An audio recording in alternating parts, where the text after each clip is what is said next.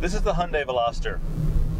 A little hatchback with a terrible name. In fact, I think the Veloster is just a spelling mistake. They forgot letters in the middle and nobody bothered to fix it.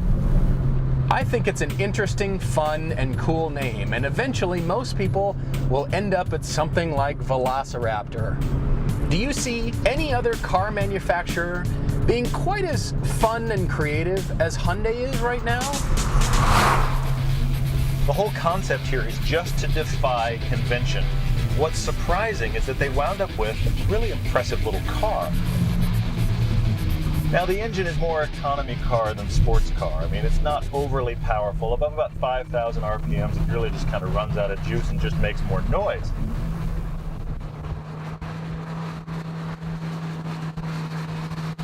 It sounds like an overgrown pencil sharpener. I'm wishing for more power. You will too. But I understand the reasons that Hyundai put this motor in first. Let's be honest, this is the person buying their first car type of vehicle. And in that scenario, you probably can't afford the insurance of the turbo anyway. You just gotta keep those squirrels puffing hard to get any power out of this thing. When you're headed uphill or you're really trying hard to pass, you can tell that you're using every ounce of what is there. And you'd like a little bit more. It's kind of like taking an incredibly hot girl home only to discover she stuffed her bra. She's still incredibly hot, she's just not everything that was advertised. This car is striking to look at, but it's aggressive, it's unique, there's a lot of surface development going on.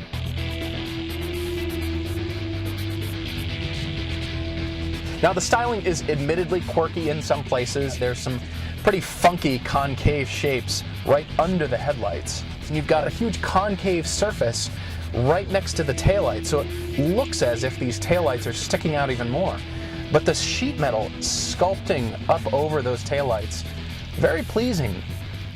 This is a car that introduced the kind of more aggressive Hyundai front fascia styling. It actually has two faces.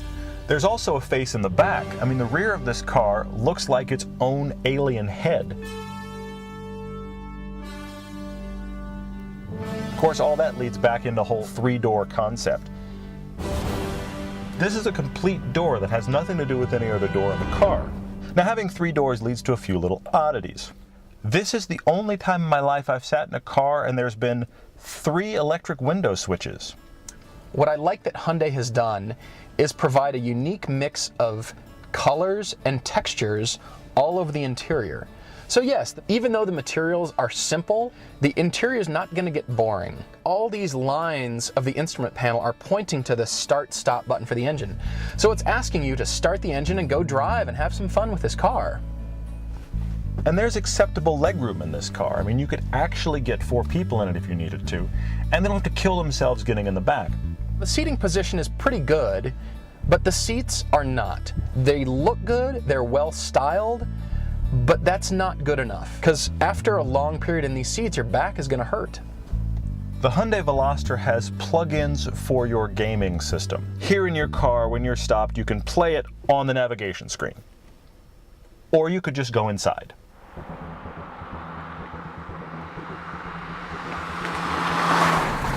As soon as I started driving this car, I was surprised at how well this car handles. The steering ratio is very quick, and it corners surprisingly flat.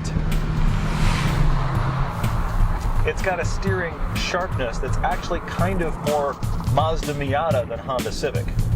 Get the power on in a tight corner, and the traction control and the front wheel drive, and everything kind of fights and gets itself a bit confused.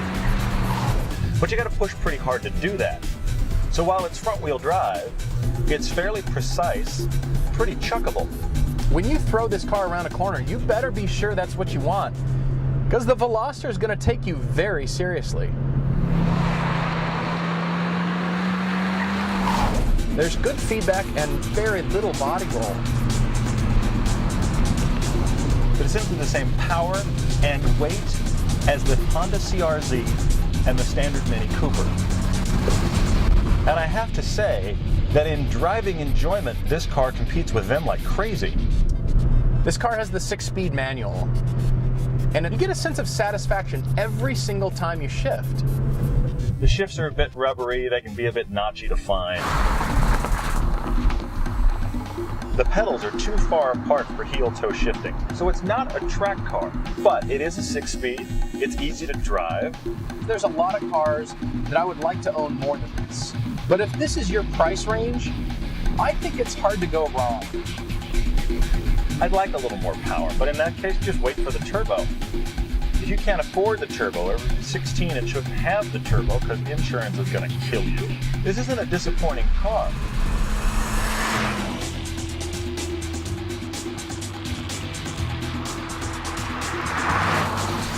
I think my big takeaway is this car has loads of personality. The character of this car is so fun. And I want the engine to do the same. So you can't heel-toe downshift, it's not rear-wheel drive, but you get yourself on a canyon road and you can actually find this car to be pretty fun, even though it isn't very powerful.